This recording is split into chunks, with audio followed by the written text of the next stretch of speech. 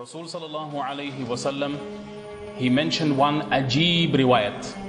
Abu Sa'id radiyallahu ta'ala anhu mentions, ذكر رسول الله صلى الله عليه وسلم بلاء يصيب هذه الأمة. Rasul sallallahu alayhi wasallam was once in a gathering with the respected Sahaba kiram radiyallahu ta'ala anhum ajma'een, and he mentioned some problems, some difficulties, some conditions which will befall this ummah. حتى لا يجد الرجل ملجأ يلجأ إليه من الظلم. These difficulties will be, these halat will be, these atrocities will be such. No one will be able to find no refuge where they can run and take shelter. Such halat will come upon this ummah of mine. Such conditions will come upon this ummah of mine. People will run. People will look. I need a place of refuge. They will find nothing. لا يجد الرجل ملجأ. There will be absolutely no refuge for that person running away from the zulm and the atrocities which he is facing. فَيَبْعَثَ اللَّهُ رَجُلًا مِنْ عِتْرَتِي وَأَهْلِ بَيْتِي. Allah subhanahu wa ta'ala will see the downtroddenness of this ummah. Allah will see the musibah which the ummah is going through. Allah will see the tests, the trials, the tribulations which this ummah is going through. Allah subhanahu wa ta'ala through His infinite mercy will send one person, He will be such, Allah Rabbul Izzat will send him, he will be from amongst my family. In another riwayat it mentions, this person will come with so much khair and so much goodness and so much benefit for this ummah. Had there have only been one day left for this ummah and that person had not come, Allah would stretch this day so much just so this person can come into this ummah. That person from the family of Rasul sallallahu alayhi wasallam, that person who has the sharaf and has the noble lineage that connects up to Rasul sallallahu alayhi wasallam. فَيَمْلَأُ بِهِ الْأَرْضِ قِسْطًا وَعَدْلًا. This person will come, he will fill the whole world with justice, he will fill the whole world with adalat, he will fill the whole world with good conditions upon this ummah. كَمَا مُلِئَتْ ظُلْمًا وَجَوْرًا. Just as how we found there was hardships upon this ummah, there were difficulties upon this ummah, this person will flip the conditions around. From bad they will go to good, from worst they will go to best, from insignificant the ummah will become significant.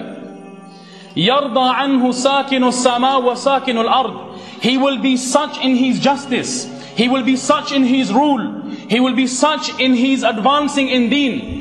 So much so, the inhabitants of the sky will love this person. Every single being on this earth will also love this person. Such a zat and such a person is going to come to this ummah, my beloved brothers. Such a person, Rasul sallallahu alaihi wasallam mentions, he will be from my family. Salima radiyallahu ta'ala anha, she mentions a further hadith where Rasul sallallahu alayhi wasallam, he mentions further, Al-Mahdi min itrati wa ahli bayti. Another riwayah, Al-Mahdi min itrati min awladi Fatima. Mahdi is from my progeny, and he will be from the awlad and from the children of Fatima radiyallahu ta'ala anha. He mentions in another hadith, this world will not come to an end. This dunya will not cease. This dunya will not perish.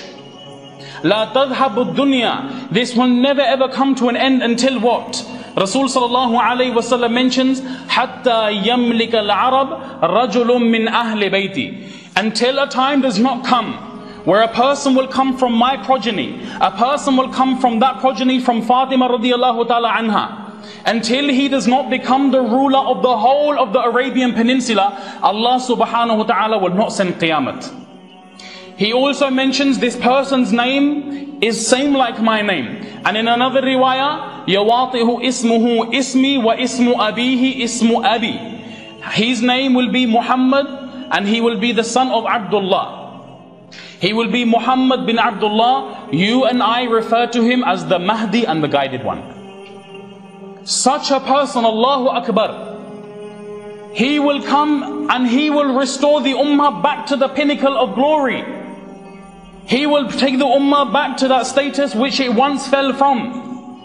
He will take the ummah back to the stages of where they can walk with izzat and respect.